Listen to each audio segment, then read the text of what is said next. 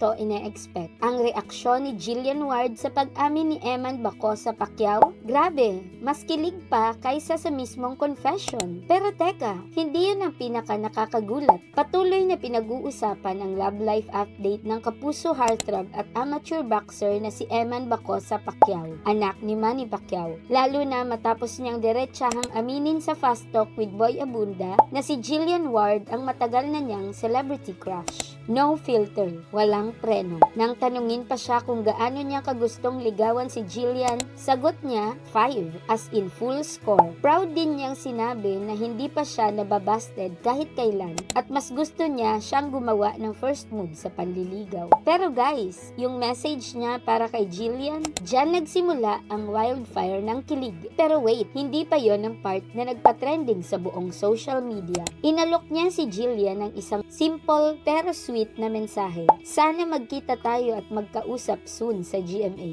Dagdag pa niya, sa dami raw ng pe-flirt sa kanya, si Jillian daw ang totoong nakabihag ng puso niya. Dahil magkaparehong kapuso stars ang dalawa, mas lalo pang nag-abang ang mga netizen sa magiging sagot ni Jillian. At heto na nga, hindi tayo binigo ni Jillian Ward. Una, shinare mismo ni Jillian sa kanyang Facebook page ang GMA News report tungkol sa pag-amin ni Eman. 3 heart emojis lang ang caption. Pero sa fans, that was already a yes, a sign, a green light. Pero teka lang, akala nyo yun na yung pinakakilig? May mas matindi pa. Nag-post ulit si Jillian this time isang video na may background music na Dream Girl ng Kolohe Kyle. Isang song na literal na may crush reveal vibes. At ang caption niya, isang simple hi lang. Pero kahit simple, para sa fans, ramdam na ramdam. I see you, Eman. I'm responding. I'm open. Kaya kayo, tingin nyo ba may pag-asa talaga si Eman maging boyfriend ni Jillian? Comment your prediction.